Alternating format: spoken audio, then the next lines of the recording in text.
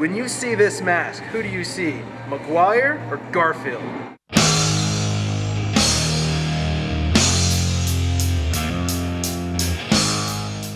We're here tonight at Brennan Theaters watching The Amazing Spider-Man 2. Garfield sold me on this one. When the first one came out, the remake, the reboot, I was kind of like, okay, I guess, why not? Didn't really care for it. And I'm a fanboy.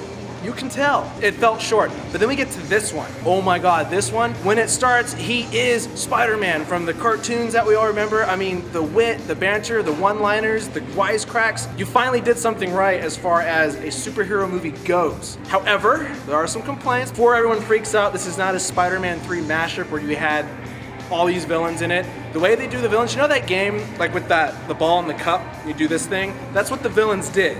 You got one, and then one comes in, and one comes out, comes in. It's like that. So each one is just kind of like, they're there, then they're gone, then they're back. So you don't have to worry about too much. And if you know the characters, then you're fine anyway. My only complaint, I like to have seen more Spider-Man and villains with like iconic, like this one has iconic things when he's webbing through the city and he got like the leg thing and he pulls himself. There's all these iconic moments. I want to see more of that and not so much meh. They took some liberties with certain characters because there's an original timeline, there's an ultimate timeline. Put them together so you can do that.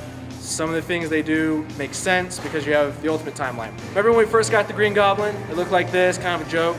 Ultimate timeline, you got this kind of Green Goblin.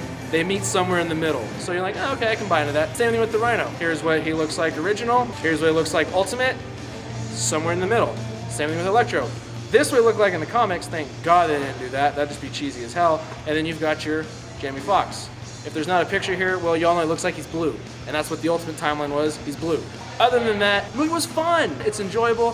3D, only when there's electrical stuff zapping through and stuff's blowing up, you feel like the particles and whatnot, kind of like, oh, you know. Otherwise, this movie does fall a little short with like, hey, we're gonna do a third one. So it's nice that they're not like, this one's its own thing and that one's its own thing. I mean, there are things in it that you like, okay, there will be a third one because things are in trilogies. That's how it works. All in all, I'm gonna give this movie an 8.5. Go see it and stay in the credits. Because if you don't stay in the credits, there'll be that loser who comes around Monday and everyone's talking about the end credit thing and you're like, what? I missed it. Here's what our viewers had to say. So the villains of the movie, because there's 3, how was that for you? It actually worked really well. First thing I thought, you see the trailer, like 3 villains. Oh God, like Spider-Man 3, they're just gonna start throwing them in there because we need all the bad guys all the time to do things, and some are gonna have more dilemmas, and some are gonna be just bad, and some are just gonna be stupid, and they're all just gonna kind of beat each other up at the same time, and then one of them's gonna kill themselves. Standard, Spider-Man thing. No, actually it worked really well. They flowed very well. The way they were inserted in the story and just everything, it worked really well. I actually was really pleasantly surprised by the way the dynamic, the way they used the villains and everything that you expect to see. With Electro, I didn't even mind that he was black. Did not even mind. Once he turned blue, it didn't even matter. That didn't matter. Didn't matter, guys. Loved him. He was really good at it. I just kind of didn't like how they did the voice. The voice kind of bothered me, but otherwise, I really enjoyed him as that character. He did a really good job. Even when he was just plain old Max, I think that his awkwardness was really amazing. For Jamie Foxx, I thought it was well done. The villains were really good. I liked Electro. He was very electrifying, I guess you could say. He really caught my attention. I thought some parts about it were a little cliche, I guess you could say. Other than that, it was really good. Rhino coming in at the end was really nice and everything. I really liked the idea and how you get this little sneak peeks of all the other ones that you know are going to come up. It's really nice. I liked them. They took some liberties with Electro. I almost called him Shocker again. They took some liberties with Electro that you don't really remember being him. But since I thought Shocker and Electro were the same guy this whole time, I guess I'm not really a Spider-Man guy. But I think they did a good job with the villains to where they were believable enough where it felt like a threat. They took a few different paths with them, I'd say, but overall I think it worked. I think they're believable and you felt like there was enough threat to where Spider-Man had to be larger than life to overcome it. So I thought for that part pretty much the villains really fitted into the movie. Now Spider-Man, how was Spider-Man? Before this, counting just the first Amazing Spider-Man, I liked him better as a better Spider-Man, but I preferred Tobey Maguire as Peter Parker.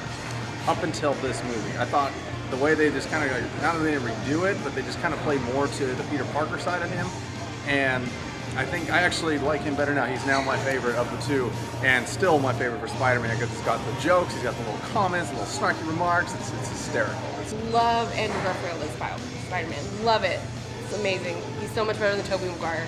Tobey Maguire looks like a 35-year-old man in the first movie. Are you kidding me? He's like, seriously, it's not working. This kid actually looks the age that he's supposed to be. It's nice. It was nice to see, and he had enough humor. He portrayed every emotion very well. Spider-Man, I liked him. I liked how he was very sarcastic and very, what's the best way to put it, like he was in the 90s.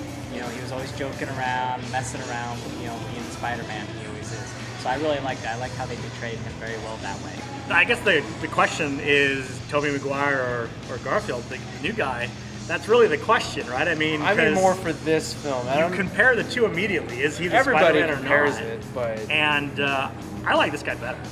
I really do. I think he did a fantastic job. I think his character and his evolution during the movie, I think it worked. I think it was believable. I like him as Peter Parker. I like him as Spider-Man. I just like the character.